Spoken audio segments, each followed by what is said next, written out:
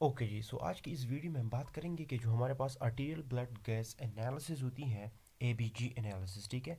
तो उसके ऊपर जो ऑस्पी में या फिर आपका जो एमसीक्यूज टाइप ऑफ पेपर होता है उसमें जो क्वेश्चंस आते हैं, तो उसमें दुनिया जहान की कोई भी क्वेश्चन हो, आप इन्हीं ओनली और ओनली 3 स्टेप्स को फॉलो करके आप उनको सॉल्व कर सकते हो।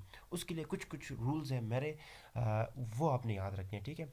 सबसे पहली बात तो आप लोगों ने ये भी याद रखनी है कि मैंने आपको कंसेप्ट नहीं देने की जी रेस्पिरेटरी अल्कलोसिस क्या होता है, रेस्पिरेटरी एसिडोसिस क्या होता है, उस पर मैं अलग सी वीडियो बनाऊंगा।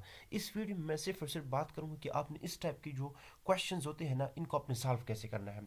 सबसे पहले अगर आप यहाँ पे देखेंगे ना राइट साइड पे, तो मैंने आपको कुछ नॉर्मल वैल्यूज दी है, इनको आपने याद रखना है, ठीक है। पहली बात तो ये है, जो पीएच आपके पास है वो 7.35 से लेकर 7.45 तक नॉर्मल है। पीसीओ2 यानी partial pressure of carbon dioxide 35 to 45 mmHg तक है। एंड बाइकार्ब जो है वो 22 to 26 milliequivalent per litre तक, ये क्या है जी, ये नॉर्मल वैल्यू है, ठीक है। अच्छा, दूसरी बात आप लोगों को ये जनरल कॉन्सेप्ट होना चाहिए कि एसिडोसिस का मतलब क्या है, ये तो आप लोगों को पता ही होना चाहिए कि एसिडोसिस का मतलब ये है कि जब बॉडी में एसिड्स बढ़ेंगे तो आपके पास एसिडोसिस होगा। और एल्कलोसिस जब आपके पास अल्कलाइन यानी बेसिस बढ़ेंगे तो आपके पास बॉडी में क्या हो जाएगा जी, अल्कलोसिस हो जाएगा, ठीक है। अच्छा, अब आपको पता है कि CO2 क्या है। CO2 आपके पास जो है ना वो एसिडिक है, और बाइकार्ब जो है ना वो आपके पास बेसिक है। तो अगर ये बल्टा है तो मतलब बेसिसिटी बल्टी है, अल्कलोसिस होगा। और अगर CO2 बल्टा है तो आपके पास क्या होगी, एसिडोसिस होगी, ठीक है जी, एसिडिटी बढ़ेगी। लेकिन एक बात ये भी है कि अगर ये कम होती है, मतलब ये एसिड्स कम हो गई, तो जाहिर बात है कि बेसिस बढ़ेंगे बॉडी में, अगर थे नॉर्मल बैलेंस की बात हट जाएगी। तो फिर आपके पास अगर बेसिस बढ़ेंगे तो फिर भी अल्कलोसिस हो सकता है, CO2 की कम होने से भी।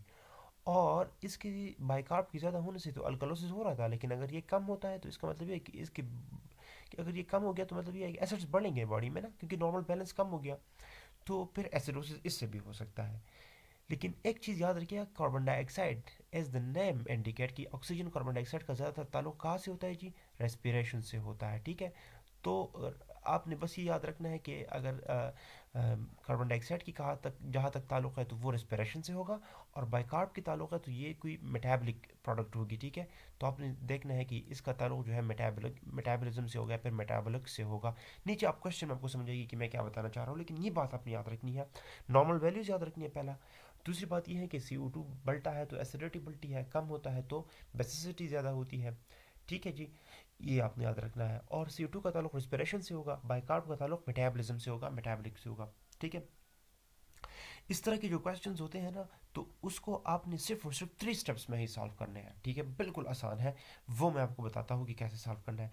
सबसे पहले डियर स्टूडेंट्स, अब आपको ये क्वेश्चन गिवन है, 45 years old Mr Aslam is brought to hospital emergency department complaining of vomiting and diarrhea. His ABG report shows the following.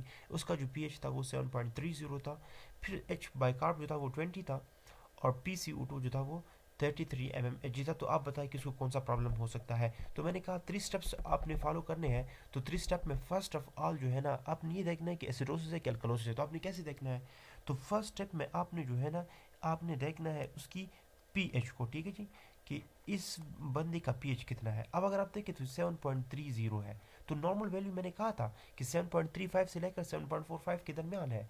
अब ये नॉर्मल वैल्यू से क्या है, कम है जी, 7.30 है। अगर ये कम है मतलब ये है कि ये एसिड के साइड पे है, ठीक है जी।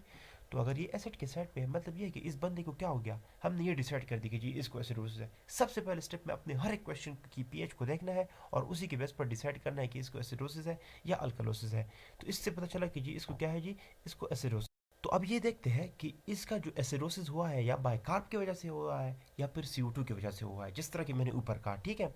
तो अगर हम इस चीज़ को देखें ना कि ये बाइकार्ब की वजह से है या फिर क्या कहते हैं, CO2 की वजह से हुआ है, तो देखें बाइकार्ब की वैल्यू जो क्वेश्चन में गिवन है वो 20 है, कितना है जी, 20, और इसकी नॉर्मल कितनी है जी, 22 to 26 है, ठीक है जी, ये इतना है।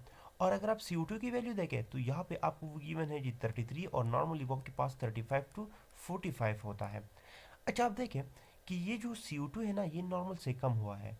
कम होने का मतलब क्या है कि एसिडिटी कम हुई है, बेसिसिटी ज़्यादा हो गई है। तो क्या ये इस पीएच को फॉलो कर रहा है, पीएच तो हमें ये बताता है कि बॉडी में एसिडोसिस हुआ है। तो मतलब ये है कि हम इसी CO2 के साथ कोई हमारा ताल्लुक नहीं है अब इस क्वेश्चन में। क्यों, क्योंकि इस CO2 की जो वैल्यू है वो तो हमारे इसी वैल्यू को फॉलो ही नहीं कर रहा। इसी वैल्यू के मुताबिक तो हमारे पास एसिडोसिस होना चाहिए। अब हम देखते हैं कि ये वैल्यू बचती है, इसी से हम डिसाइड करेंगे और इससे हम ज़रूर हमें क्लू मिलेगी, क्योंकि अगर एक चीज़ हट गया तो हमारे पास और कोई हल ही नहीं है। तो हमेशा इस तरह की क्वेश्चन में एक चीज़ अगर एक चीज़ से आपको क्लू नहीं मिल रही है, दूसरे से लाजमी मिलेगी। CO2 और कार्बन का आपकी बात कर रहा हूँ ना। अच्छा, तो अगर आप देखेंगे तो आपके पास जो है ना, ज़रा मैं ये पेन कर देता हूँ क्योंकि मुझे थोड़ा सा हो रहा है। अच्छा, अब अगर आप देखें तो ये इसकी जो वैल्यू है ना बाइकार्ब की, वो 20 है और नॉर्मल, मतलब ये है कि ये थोड़ा सा कम है, 22 से कम है। तो जब बाइकार्ब की वैल्यू कम है तो हमें क्या पता है कि बाइकार्ब ऐसे बेसिक है, और बेसिक अगर कम है मतलब एसिडिटी बड़ी है, जिस तरह मैंने कहा, तो इसका मतलब है कि ये उसको फॉलो कर रहा है। और बाइकार्ब का ताल्लुक किस चीज़ से होगा, मैंने कहा था मेटाबॉलिज्म से होगा। तो मतलब क्या है कि पहले स्टेप में पीएच को देख के हमने डिसाइड कर दी कि इस बंदे को एसिडोसिस है। ठीक है जी, इस बंदे को क्या है, एसिडोसिस है। और फिर अगर हम नीचे ज़रा आए तो सेकंड स्टेप में फिर हमने ये डिसाइड करना है कि ये रेस्पिरेटरी है कि मेटाबॉलिक है। तो कौन सी चीज़ से हमें पता चल रहा था, बाइकार्ब से पता चल रहा था ना, और बाइकार्ब का ताल्लुक किस चीज़ से था, मेटाबॉलिज्म से था। तो हमने ये कहा कि ये आपके पास मेटाबॉलिक एसिडोसिस है। अच्छा, अब ज़रा नीचे आते हैं और थर्ड स्टेप में डिसाइड करते हैं कि जी हमारे पास ये कंपनसेटेड है कि अनकम्पनसेटेड है या फिर पार्शली कंपनसेटेड है। तो याद रखिएगा कि ये फुली कंपनसेटेड तब होगा जब पीएच की वैल्यू क्या होगी, नॉर्मल होगी। लेकिन अगर आप देखें तो ये इसमें पीएच की वैल्यू क्या है, 7.30 है, जो कि अब नॉर्मल है। नॉर्मल का मतलब क्या है कि 7.35 से लेकर 7.45 के दरमियान कोई भी वैल्यू अगर हो तो वो आपके पास नॉर्मल में कंसिडर होगा। अब अगर यहाँ पे आपके पास 7.38 होता तो हम कहते कि हमारे पास फुली कंपनसेटेड है, लेकिन उसकी 7.30 है तो वो तो एबनॉर्मल है। तो अगर मतलब पीएच यहाँ पे एबनॉर्मल है, ठीक है, तो फुली कंपनसेटेड का ऑप्शन यहाँ से कट गया।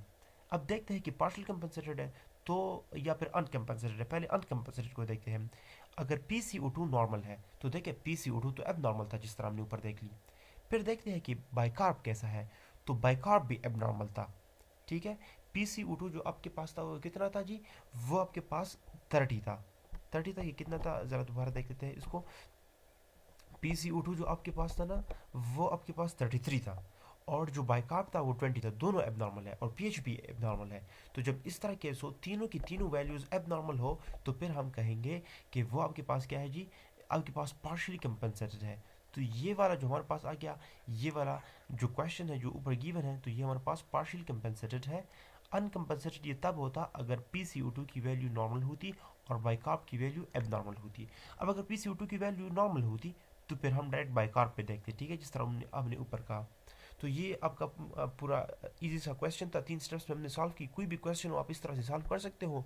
फिर मैंने लास्ट में आपको ये क्वेश्चन दिए हैं, तो आप इनको देख लें और कमेंट सेक्शन में इसका आंसर मुझे बताएं।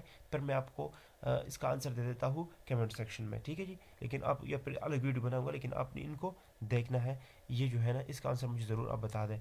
फिर भी कोई क्वेश्चन है तो आप कमेंट सेक्शन में पूछ सकते हैं।